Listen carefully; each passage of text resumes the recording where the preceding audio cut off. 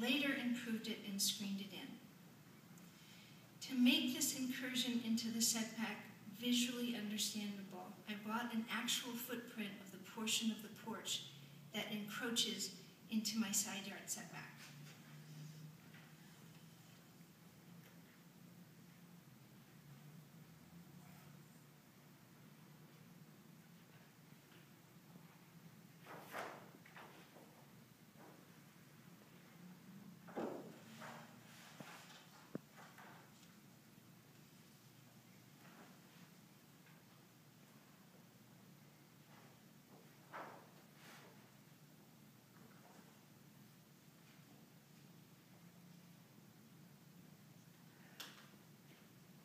This is 11 feet by 14 inches.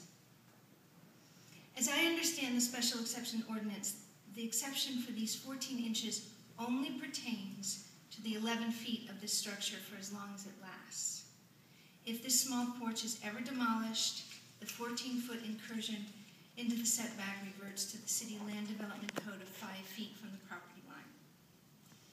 If the purpose of a side yard setback is to not crowd your neighbors, please be aware that my neighbors on this side of the property are Joe and Claire Bruno, and the closest corner of their house to my porch is 63 feet away. And Joe and Claire Bruno are among my many neighbors who signed the petition before you supporting this ordinance, this exception. I know you've read the packet of information I submitted with my application, but there are a few things in the packet which substantiate the porch's eligibility for a special exception. The aerial photographs provided by city official Brent Heydrich show the structure in 1997 and 2003. There's a family photograph and affidavits of people affirming the porch's existence from 1996. Several signatures from neighbors supporting this exception. Also, there's a signed special exception inspection by Tony Hernandez stating that this requested variance will not result in any hazard to life, safety, public safety, or health. And finally, there's a copy of this special exception ordinance and a letter from Councilmember Morrison's aide regarding its wording change approved by Council on November 8, 2012.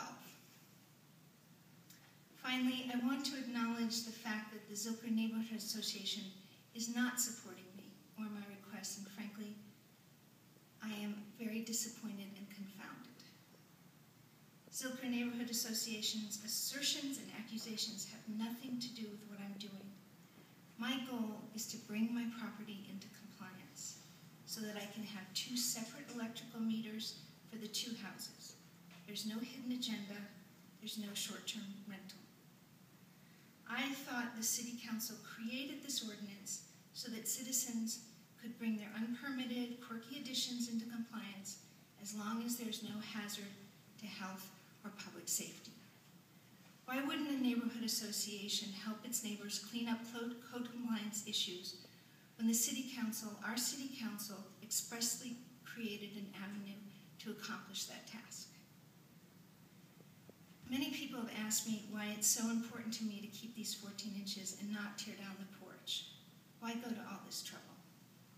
There are 2 reasons. In my discussions with the City of Austin planners, inspectors, and permit techs, they have told me repeatedly that this porch fits all the requirements of the special exception ordinance, and that it didn't matter if I made improvements to the porch subsequent to 1996 because the footprint was there. My other reason is sentimental. I've raised my daughter on that porch, I've had celebrations on that porch, I've written books there. In this town where there's... Go ahead and finish up your comments. In this town where there's so much new building going on, it's comforting to keep something intact that has so much meaning to this family and to the community that surrounds us. Thank you. Is there anybody else?